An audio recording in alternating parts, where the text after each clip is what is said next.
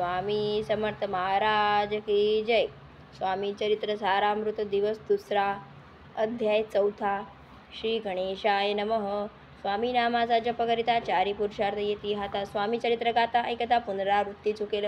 गताध्यायाच्या अंती अक्कलकोटी आले यती. नृपराया दर्शन देती स्वच्छने राहती. तयापुरी चोळाप्पा दृढभाव घरी राहिले स्वामीराव. हे तयाचे सुकृतपूर्व नित्यसेवा गडे तया ते चोळाप्पाची सद्गुणी कांता. तीही केवळ प्रतिव्रता सदोदित तिच्या चित्ती आनंद स्वामी सेवेचा. स्वामी केवळ ईश्वरमूर्ती देशोदेशी झाली ख्याती. बहुत लोक दर्शना देती कामना चित्ती धरुणी. कोणी संपत्ती कारणे कोणी मागती संताने. व्हावे म्हणून या लग्न येते दूर देशाहून. शरीर भोगले कष्टले संतापले तप्त झाले. मायामय पसाऱ्यात फसले एक स्वामी एक भक्त अंतर. जे जे इच्छिते तेथे येते राजपुरीत.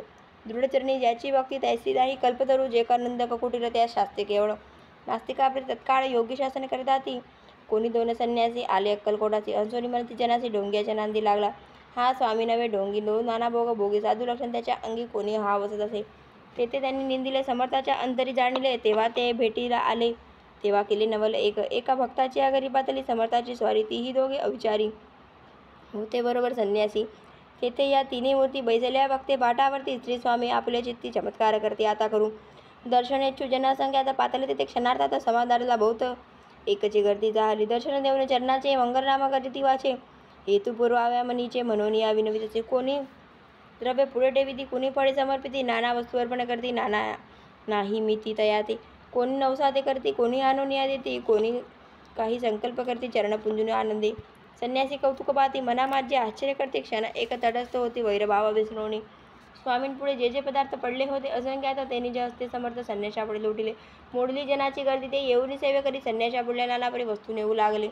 समर्थांनी त्या दिवशी स्पर्श न केला. अन्नोदकाचे सूर्यदाता असताळी का तेथून उठले.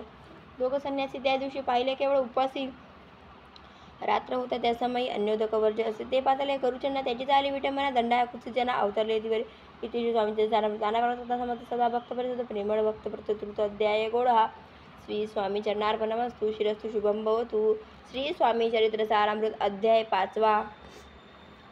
श्री गणेशाय नमः. भव कारण वैष्णवरा अज्ञामच्छक भास्करा. पूर्वसाक्षी परतपरा भक्ताकारा सदसतु. अक्कलकोट नगरात एक तपपर्यंत स्वामी राज्य वास करीत. बहुत ग्रंथ रचिले बहुत जाहले. वार्ता पसरली चौकडे. कोणासी पडता साकडे. धाव घेते स्वामींकडे राजे रजवाडे थोर थोर. तेव्हा कित्येक नृपती स्वामी दर्शन घेऊ इच्छिती. आपुल्या नगराप्रती अनुमनती तयासे. बडुन्या माझी त्या अवसरी. मल्हारराव राज्य पदाधिकारी एकदा त्याच्या अवसरी विचारायचा पातला. दिवाण आणि सरदार मानकरी असे थोर थोर बैसले असता समग्र बोले नृपवर. तयाप्रती कोणी जाऊन अक्कलकोटात येथे आणील स्वामीजी तरी आम्ही तयासी. इनाम देऊ बहुत कार्य जाणून कठीण. कोणी न बोलती वचन कोणा एका लागून गोष्ट मान्य करविना. तेव्हा तात्यासाहेब सरदार होता योग्य आणि चतुर. तो बोलता झाला उत्तर नृपा लागेपरी असे. आपली इच्छा जरी इच्छा ऐसी स्वामी ते आणावे वटपुरुषी. तरी मी आणीन तयासी निश्चय मानसी असो द्या.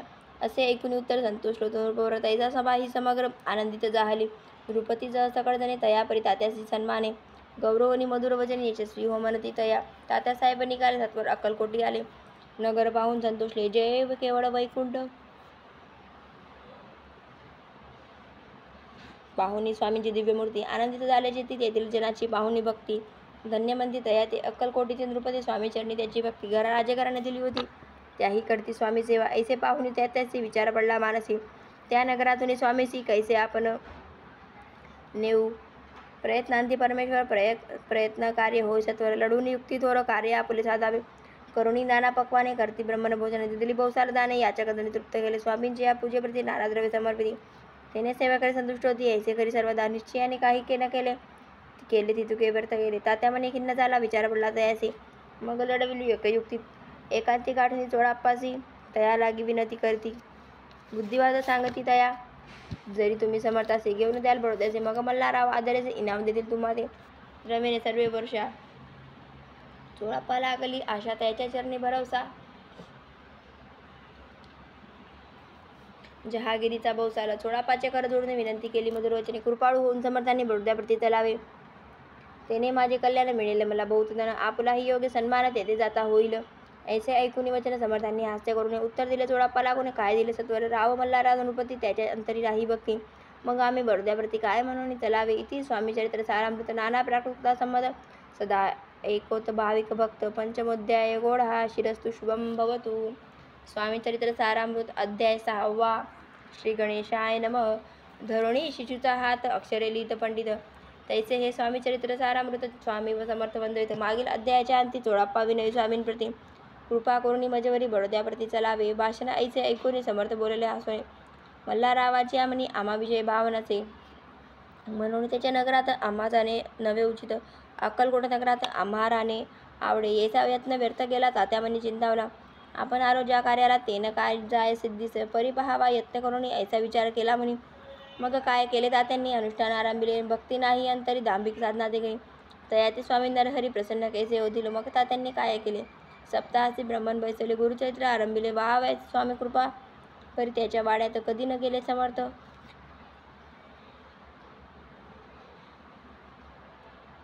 तात्या झाला व्यग्रचित्त. काही उपाय सुचेना. आता जाऊन बडोद्याची काय सांगावे राज्याची. सकळ जनांची तोड कैसे दाखवावे. ऐसा उपाय करून न होती स्वामी समर्थ प्रसन्न. आता एक युक्ती योजून नयावे पळून यतीसे. असो एक कोणे एके दिवशी या साधून योग्य समयाची मेन्यात गारुणी स्वामीची तात्यासाहेब निघाले. कडप गावचा मार्ग धरला. अर्धमार्गी मेना आला. अंतरसाक्षी समर्थाला गोष्ट विदित झाली. मेन्यातून उतरले. मागून अक्कलकोटी आले. याचे बहुत वेळा घडले. हाही उपाय खुंटला. मग पुढे राजवाड्यात जाऊन राहिले समर्थ. तेव्हा उपाय खूप टेकिले हात तात्यांनी. मग अपयशाते घेऊन बडोद्याचे आले परतोनी. समर्थ कृपा भक्ती वाचून अन्य उपाय न होय. परी मल्हारराव नृपती प्रयत्न आरंभित पुढते. सर्वत्र असे विचारती कोण जातो स्वामींकडे. तेव्हा मराठा उमराव यशवंत त्याचे नाव. नृपकार्याची धरुणी हाव आपण पुढे जाहला. तो येऊन अक्कलकोटी घेतली समर्थांच्या भेटी. वस्त्रे अलंकार सुवर्णताटे स्वामींपुढे ठेवीत. ती पाहुणी समर्थाला तेव्हा अनिवार्य क्रोध आला. यशवंता डोळा पाहुणी डोळा काय तेव्हा बोलले. अरे बेडी आणून सत्वर ठोका याच्या जन्नी. ऐसे त्रिवार मोठ्यांनी समर्थ क्रोध बोलले.